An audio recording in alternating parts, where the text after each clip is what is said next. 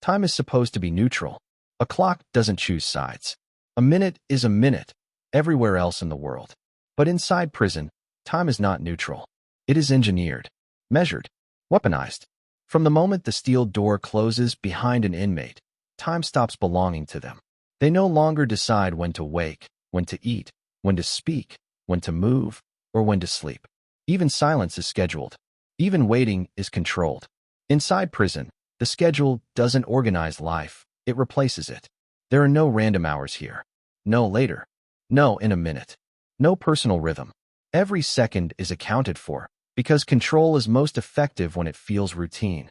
At first, it doesn't feel violent. There are no blows. No visible punishment. No screaming guards.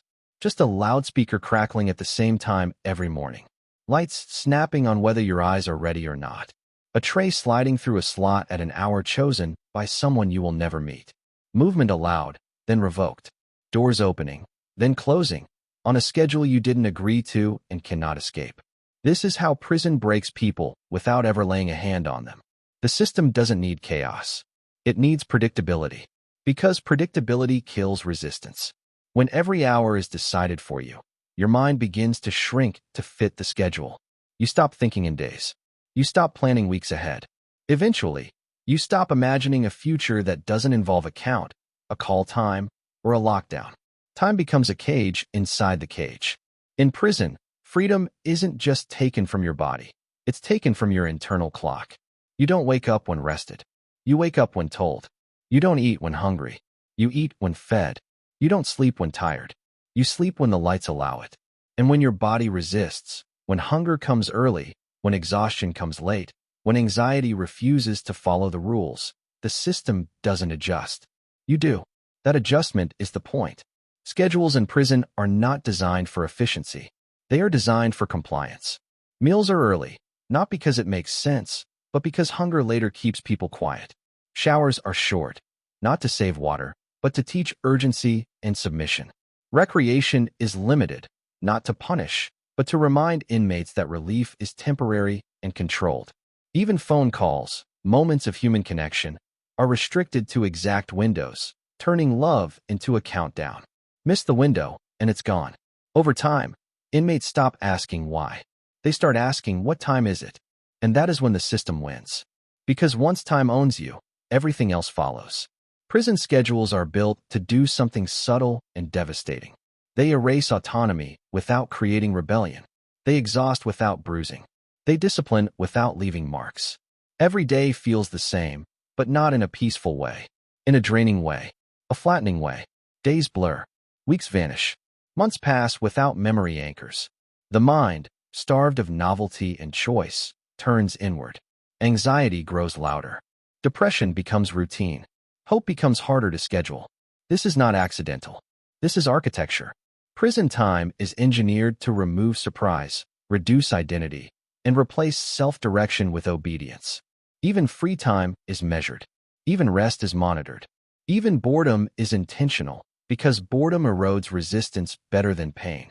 Pain makes people fight. Routine makes people fade. And the most dangerous part? It works slowly. There is no moment where an inmate can say, "This is when I broke." Because breaking doesn't arrive like a crash. It arrives like a clock ticking. Day after day, count after count, meal after meal. Until one day, the inmate realizes they no longer think in choices, only in schedules. This documentary is not about violence. It's about control. It's about how prisons use time as a silent tool to reshape behavior, weaken will, and condition obedience, without ever touching the person inside the cell. Because in prison, the bars don't just surround you. The schedule owns you.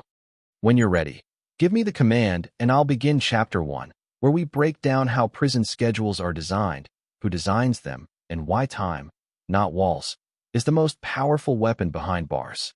Before we begin, tap like, leave a comment, and subscribe to the channel. Your support helps us uncover the darkest corners of the prison system. Now let's step inside. On the outside, a schedule exists to help life run smoothly. Work hours, school timetables, appointments. These structures are meant to support freedom, not replace it. You can ignore them, adjust them, break them. You still own your time. Inside prison, that logic is reversed. The prison schedule is not a tool for efficiency.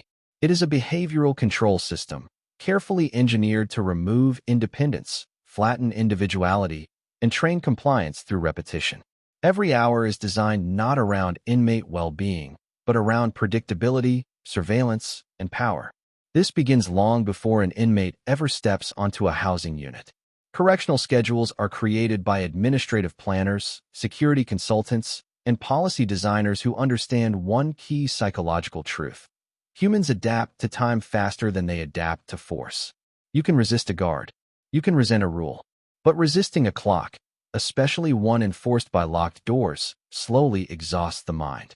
That is why prison schedules are rigid, repetitive, and intentionally inflexible. From intake to release, inmates are placed inside a system where choice is replaced by timing. The schedule dictates when the body must function, regardless of physical or mental state. Hunger, fatigue, grief, sickness, none of it matters. The system does not respond to human need. Humans are forced to respond to the system. A typical prison day begins before dawn. Lights snap on at the same hour every morning, not because inmates need early productivity, but because early disruption creates baseline fatigue. Chronic tiredness lowers emotional regulation, increases irritability, and weakens long-term resistance. A tired population is easier to manage than a rested one. Immediately after wake-up comes count. Count is not about safety alone. It is about reinforcement. The act of standing, showing your face, and being visually confirmed reminds inmates that their bodies are constantly accounted for. Even in sleep, they are not fully unseen. The schedule enforces visibility. Meals follow strict timing windows, often far earlier than civilian norms. Breakfast may arrive when the body is barely awake. Dinner may come in the late afternoon, creating a long stretch of hunger before sleep. This is not a mistake. Hunger sharpens anxiety. Anxiety discourages disruption. By spacing meals unevenly, the system ensures that inmates remain physically unsettled without crossing into obvious cruelty. Movement is then rationed. Yard time, work assignments, education programs, showers, each exists within narrow time slots. Miss your window, and it is gone. There is no flexibility, no accommodation, no rescheduling. This teaches a powerful lesson very quickly. Time is permission. If the clock says no, the answer is no. Over weeks and months, this trains inmates to obsess over timing. They memorize schedules. They plan conversations around count. They ration energy based on yard availability. The brain slowly rewires itself to operate within external control instead of internal desire. This is not accidental. Prison administrators understand that when inmates focus on the schedule, they are less likely to focus on resistance. Time becomes a distraction, a fixation, a survival mechanism. People stop thinking about, why am I here, and start thinking about what happens next. That shift is critical, because once an inmate stops questioning the system and starts managing within it, control has already succeeded. Even so-called free time is tightly engineered. Recreation is limited, predictable, and often canceled without warning due to lockdowns or staffing issues. This unpredictability inside a rigid system creates a psychological contradiction. Inmates must depend on the schedule, but can never fully trust it. That uncertainty produces learned helplessness. You prepare, but preparation doesn't guarantee access. You wait, but waiting doesn't guarantee relief. Eventually, many inmates stop preparing at all. Education and rehabilitation programs follow the same logic. While advertised as opportunities, they are often scheduled during inconvenient hours, abruptly terminated, or restricted by security classifications. This ensures that progress always feels conditional, never stable. Advancement is allowed, but only at the system's discretion. Phone calls are one of the most revealing examples of time-based control. Contact with family is limited to exact windows. Calls are monitored, timed, and abruptly disconnected when the clock runs out, no matter what is being said. Emotional conversations are cut mid-sentence.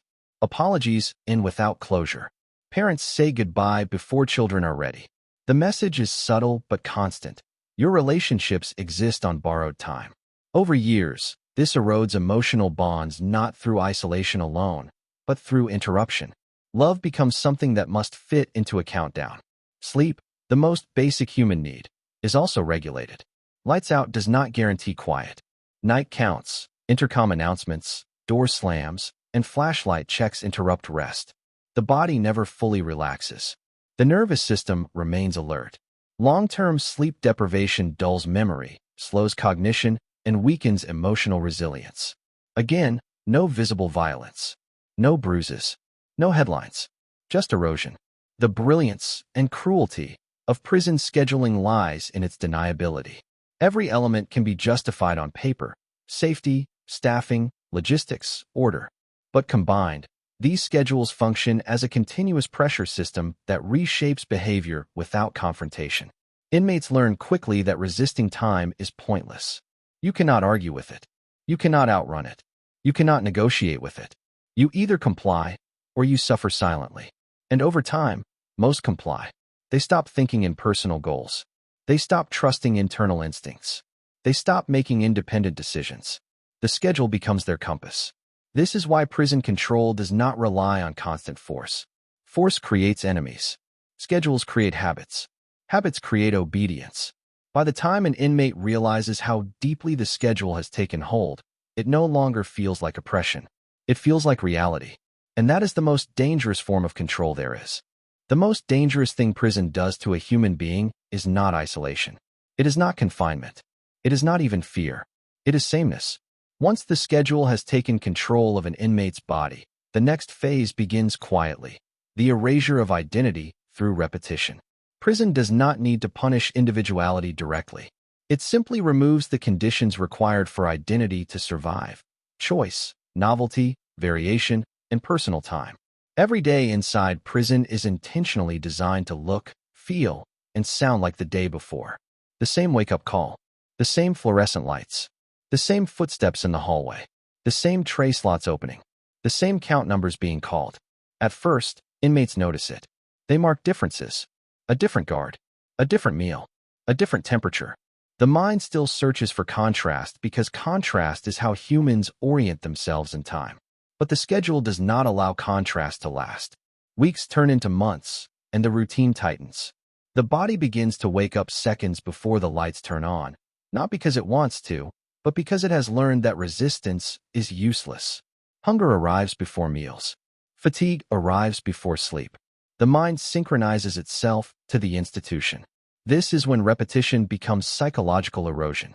Human memory relies on variation. We remember moments because they stand apart from others. Birthdays, arguments, trips, losses, celebrations. These moments create mental anchors that separate time into meaningful segments. Prison removes anchors. When every day follows the same schedule, memory collapses inward. Days stop registering as separate experiences. Instead of remembering events, inmates remember patterns. Not what happened, but what always happens. Ask someone who has served a long sentence what happened in a specific year, and many struggle to answer. Not because nothing happened, but because everything happened the same way. This is not accidental neglect. It is strategic design. Repetition dulls emotional response. When nothing changes, hope has nowhere to attach itself. Anticipation dies. Motivation fades. The future stops feeling like something that can be shaped and starts feeling like something that simply arrives. The schedule accelerates this effect by eliminating personal decision-making. Inmates rarely choose when to speak, move, eat, shower, or rest. Over time, the brain stops generating preferences because preferences no longer matter. Why want something you cannot choose? Psychologists refer to this as learned passivity, a state where individuals no longer attempt to influence their environment because past attempts have proven useless. Prison schedules create this condition slowly, without confrontation. No one tells inmates, "You don't matter." The schedule demonstrates it. Repetition also attacks identity by flattening emotion. When joy is limited to short, controlled windows, yard time, a brief call, a rare visit, it becomes fragile. When frustration is constant but unchangeable, it becomes internalized. Anger turns inward. Sadness becomes background noise. Eventually, emotional extremes fade into numbness. Numbness is not peace. It is survival. Many inmates describe this stage as doing time on autopilot. They move when told, speak when required, wait when waiting is required. The mind disconnects from the body because connection only amplifies suffering. This is where years begin to disappear, because time that is not emotionally registered is time that is barely remembered. Prison schedules intentionally remove personal milestones. There are no spontaneous celebrations, no unexpected opportunities, no private rituals. Even religious services, classes, and programs follow rigid calendars that can be canceled without explanation. Birthdays pass without acknowledgement. Holidays are reduced to altered meal trays. Personal loss arrives through brief, monitored conversations, then disappears back into routine. Grief has no schedule slot. And because grief has nowhere to go, it stagnates. Repetition also reshapes language. Inmates stop saying tomorrow and start saying after count. They stop saying later and start saying after chow. Time is no longer measured in hours or days. It is measured in institutional checkpoints. This linguistic shift matters. Language reflects perception. When time is defined by the institution becomes the center of reality. The self becomes secondary. Even personal goals are reformatted to fit repetition. Get through the day. Make it to yard. Make it to lights out. Long-term dreams feel unrealistic when the immediate future is dominated by routine. This is how ambition quietly dies. The sameness also erodes moral boundaries. When every day feels identical, consequences blur. Good behavior and bad behavior lead to the same schedule tomorrow. Effort and indifference are rewarded with the same routine. This teaches a devastating lesson. Nothing you do changes anything. And when people believe their actions no longer matter, identity fractures. Some inmates respond by clinging desperately to routine, becoming hyper-institutionalized. Others withdraw entirely. Both outcomes serve the same function. They reduce disruption. The system does not need inmates to be happy.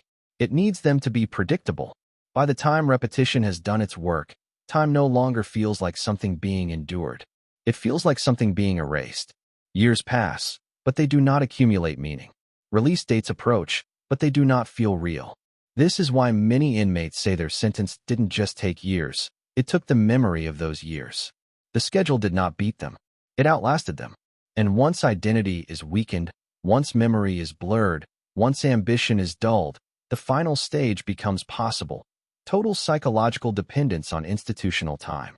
That is where prison control reaches its deepest level. At first glance, prison appears obsessively structured. Everything has a time. Everything has a rule. Everything has a procedure. But beneath that rigid surface is a deliberate contradiction. Prison schedules are not designed to be fully reliable. They are designed to be conditionally unreliable. This is where psychological control deepens. Once inmates have adapted to strict routines, once their bodies and minds are synchronized to counts, meals, movements, and lockdowns, the system introduces a destabilizing element: unpredictability. Not chaos, not randomness, but selective disruption. A count runs late. A meal arrives early. Yard is canceled without explanation. Showers are suspended indefinitely. Programs are paused until further notice. These changes are rarely dramatic. They are subtle, administrative, justifiable on paper, but their cumulative psychological effect is severe. Humans rely on predictability to feel safe. When predictability is removed, but only partially, the nervous system remains in a constant state of alert. Inmates are forced to depend on the schedule, yet they are never allowed to trust it. This creates chronic anxiety. You prepare for yard, but it might be canceled. You wait for a call, but lockdown might interrupt it. You save energy for chow, but count may delay it for hours. The body learns that planning does not guarantee outcome.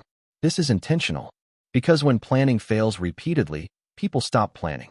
Psychologists call this learned helplessness, a state in which individuals stop attempting to influence their environment because their actions no longer produce reliable results. Prison schedules manufacture this condition slowly and efficiently. At first, inmates complain. Then they question. Then they adapt. Finally, they go quiet. Silence is not peace. Silence is surrender. Unpredictability also fractures time perception. When routines are occasionally disrupted without warning, the brain struggles to create a stable internal clock. This destabilization makes time feel longer, heavier, more oppressive. Minutes stretch. Hours drag. Days blur. An inmate waiting for a meal that is late does not experience time the same way as someone freely choosing when to eat. Waiting without control amplifies discomfort. It sharpens frustration. It creates hyper-awareness of the body, hunger, thirst, fatigue, tension. But expressing that frustration rarely changes anything. So it turns inward. Anxiety becomes constant background noise. Sleep becomes shallow. Thoughts loop. The mind rehearses possibilities instead of resting. This is not accidental side effect. It is a management strategy.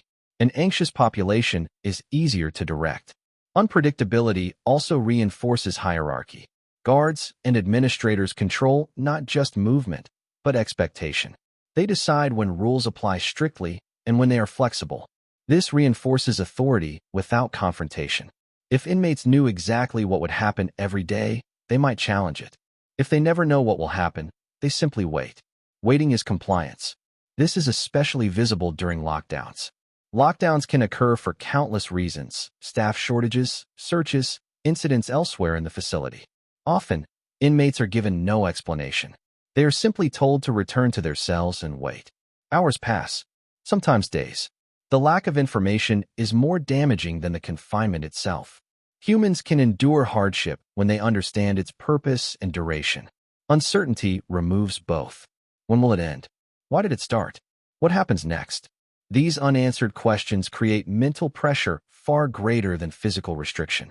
Phone calls are another tool of unpredictable control. Calls may be available one day and suspended the next. Lines may be cut short due to count. Entire systems may go offline without warning. Emotional conversations are interrupted mid-sentence, leaving psychological loose ends.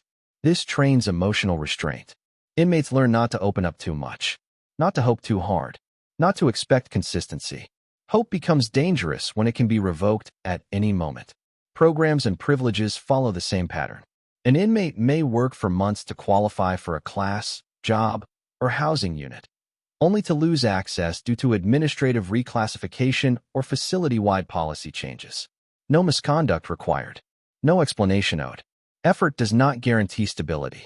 This undermines personal agency. Eventually, many inmates adopt a survival mindset focused entirely on the present moment. Long-term thinking feels unsafe. Planning feels pointless. Emotional investment feels risky. The system does not need to threaten this outcome. It simply waits for it to emerge. Even the body begins to mirror unpredictability. Appetite fluctuates. Sleep cycles break down. Stress hormones remain elevated. Over time, this leads to irritability, depression, memory problems, and emotional numbness. Again, no violence. No visible harm. Just erosion. This is the genius of the design. Rigid schedules create dependence. Unpredictability creates anxiety. Together, they produce compliance. Inmates learn that resistance brings no reward, that preparation offers no certainty, and that emotional investment invites disappointment. So they minimize themselves. They reduce expectations. They shrink their inner world to match the narrowness of the institution. This is not discipline. This is conditioning. And by the time unpredictability has fully done its work, control no longer needs to be enforced. It has been internalized. Inmates police their own expectations. They suppress their own hope. They regulate their own behavior to avoid disappointment. The schedule no longer needs to break them. They have learned to break themselves, quietly. By the time prison schedules have taken control of daily movement, erased identity through repetition, and destabilized the mind with unpredictability, the system moves into its most damaging phase: sleep control. Sleep is not just rest. Sleep is where the brain repairs itself. Sleep is where emotions regulate. Sleep is where memory stabilizes and stress resets. And inside prison, sleep is never fully yours. This is not an oversight. It is a feature. Prison administrators understand something fundamental. A person who never fully rests never fully recovers. And a population that never recovers is easier to manage, less reactive, and more compliant. On paper, prisons provide inmates with a set number of sleep hours. Lights-out times are documented. Quiet hours are listed. Compliance is technically met. In reality, sleep is fragmented by design. Night counts interrupt rest. Guards walk tiers shining flashlights into cells, sometimes multiple times per night. Doors clang. Radios crackle. Intercoms activate without warning. Someone yells down the tier. Someone bangs a door. Somewhere, a count runs long. The body never enters deep rest. Even when an inmate is exhausted, the nervous system remains alert, anticipating interruption. This creates a state known as hypervigilance, a survival response normally reserved for danger zones. Prison turns sleep into a danger zone. Over time, this has profound effects. Chronic sleep disruption impairs emotional regulation, weakens impulse control, and amplifies anxiety. Small stressors feel overwhelming. Minor frustrations trigger disproportionate reactions. Depression deepens. Memory degrades. And because everyone is tired, the entire environment becomes more volatile, justifying even tighter control. The system creates the problem it then claims to manage. But sleep disruption alone is not enough. It is paired with constant monitoring, which ensures the mind never feels unobserved, even in private moments. Cells are checked. Cameras watch common areas. Movement is tracked. Behavior is noted. Even when no one is actively watching, inmates know they could be. This creates psychological pressure known as perceived surveillance. When people believe they are always being watched, they self-regulate. They suppress emotion. They alter behavior. They avoid risk, not because they are threatened, but because uncertainty feels dangerous. In prison, surveillance doesn't need to be perfect. It only needs to feel omnipresent. This erodes the boundary between public and private self. Inmates lose the ability to fully relax, even alone. The mind stays guarded. Thoughts loop. Stress accumulates. Combine this with sleep deprivation, and the nervous system never exits survival mode. Cortisol, the stress hormone, remains elevated. Heart rate stays higher than normal. Muscles remain tense. Thoughts race or shut down entirely. This is not resilience. This is chronic trauma. Time pressure intensifies everything. In prison, nothing is open-ended. Everything has a cutoff. Showers end abruptly. Calls end mid-sentence. Movement windows close without warning. Count times interrupt activity. Meals are rushed. The constant message is clear: you are always running out of time. This pressure trains urgency without purpose. Inmates move quickly, speak quickly, think quickly, yet achieve nothing lasting. The mind is constantly bracing for interruption. Over time, this creates emotional compression. Feelings are shortened. Thoughts are unfinished. Conversations are cut off. This fragmentation prevents emotional processing. Grief doesn't resolve. Anger doesn't discharge. Fear doesn't dissipate. Everything stays half-formed, unresolved, and heavy. And because there is no safe time to fully process emotion, many inmates stop trying. They numb out. This is why prison trauma often doesn't look dramatic. It looks flat, emotionless, detached. People confuse this with strength or adaptation. It isn't. It is shutdown. The most insidious effect of sleep disruption and monitoring is time distortion.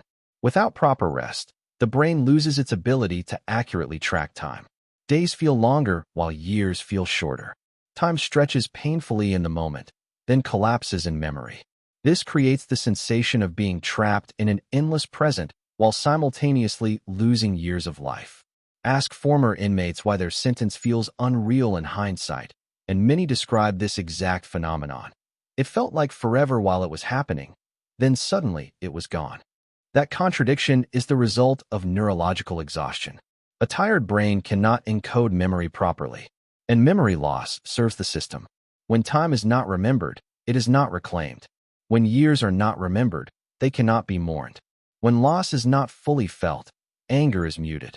This is why prison rarely needs physical brutality to maintain order. The mind, kept in survival mode long enough, becomes its own warden. Inmates stop dreaming deeply. Stop imagining futures. Stop trusting rest. Even after release, many struggle with sleep, hypervigilance, and anxiety, not because prison followed them home, but because their nervous system never learned how to turn off. The schedule didn't just control their days. It rewired their nights. And once sleep is compromised, once rest is unreliable, once the mind lives permanently on edge, resistance becomes unsustainable. Because exhausted people don't rebel, they endure. By the time an inmate reaches the later years of a sentence, the prison no longer needs to actively impose control. The schedule has already done the work. What began as an external system of rules, counts, and time slot slowly becomes internalized. The inmate no longer needs to be told when to move, when to wait, when to stop hoping. The mind anticipates restriction before it happens. The body prepares for denial automatically. This is the final and most enduring effect of engineered prison time: institutional conditioning. The schedule does not just manage behavior inside prison. It reshapes how a human being understands time itself. After years of living under total temporal control, many inmates lose the ability to self-direct. On the surface, they may follow rules flawlessly. They may appear calm, compliant, and adjusted. But internally, something fundamental has shifted. Choice begins to feel dangerous. Outside prison, time is open-ended. You decide when to wake up, when to eat, when to rest, when to speak, when to leave, when to stay. That freedom sounds desirable, but to someone conditioned by years of rigid scheduling, it can feel overwhelming. In prison, the schedule removes uncertainty by removing choice. Outside, choice creates uncertainty, and uncertainty now triggers anxiety. This is why many long-term inmates experience discomfort, not relief, when they are given control over their own time. Simple questions become stressful. What should I do today? When should I eat? How long should I stay here? What happens next? In prison, those questions had answers. Outside, they do not. This leads to a paradox. Freedom feels unstructured, and unstructured time feels unsafe. Psychologically, this is known as institutionalization, but that word often understates the depth of the damage. This is not just habit. It is neurological adaptation.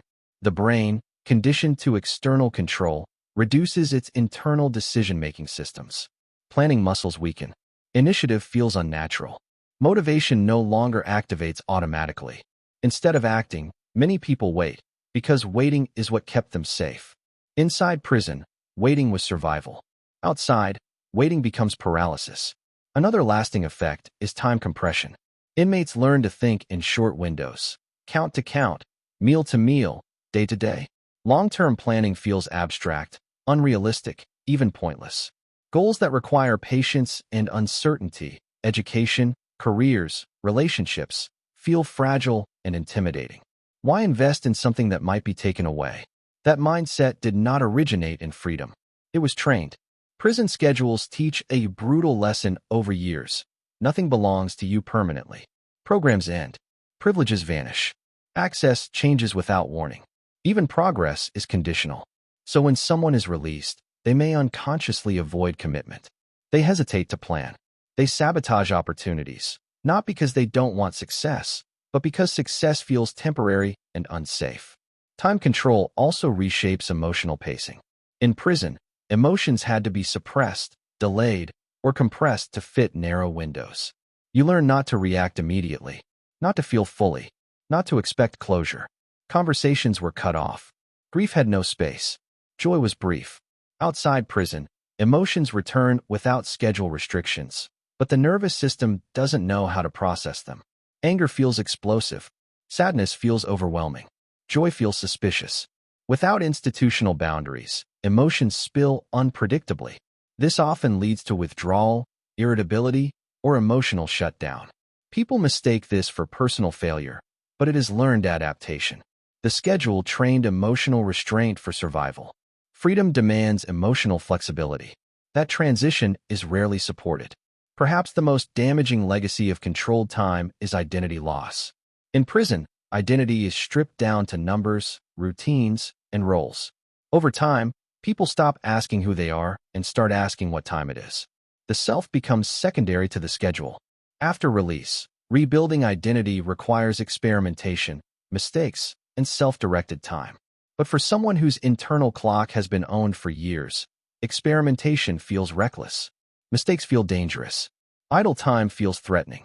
So many former inmates overstructure their lives or collapse entirely.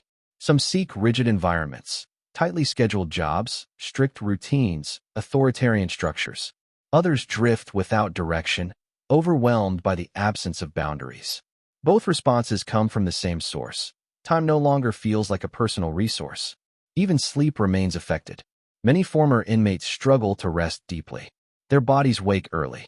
Their minds stay alert at night. Silence feels uncomfortable. Darkness feels unsafe. The nervous system still expects interruption. The schedule has ended, but the conditioning hasn't. This is why recidivism is not just about crime or choice. It is about familiarity.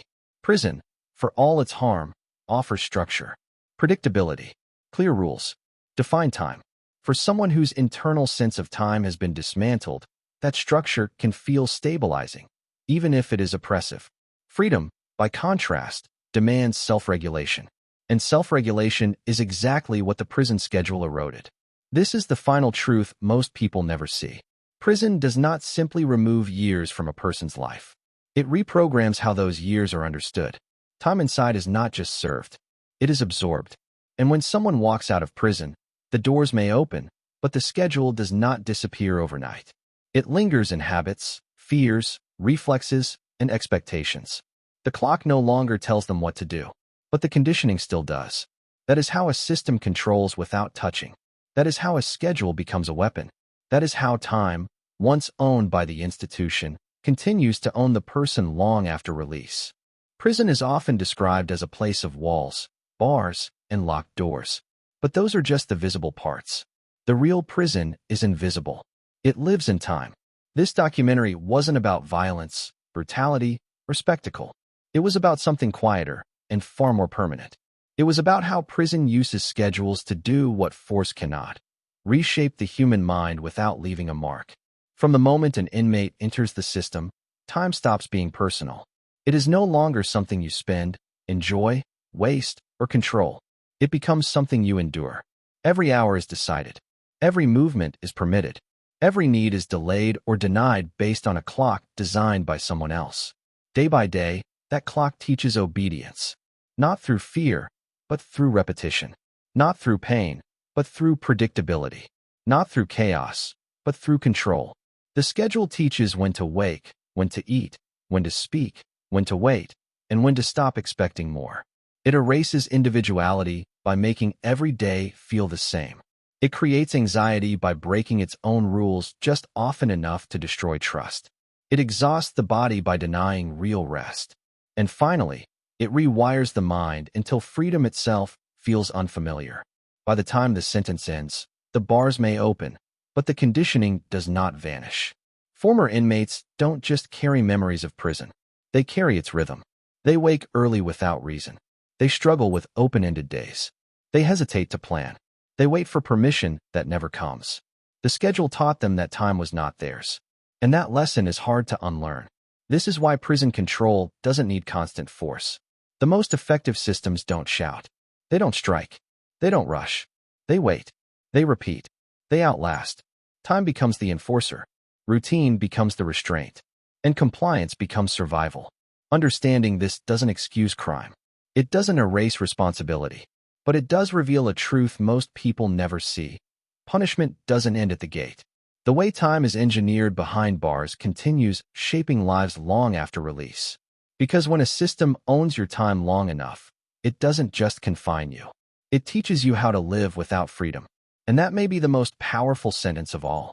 Thanks for watching. Like, share, and subscribe.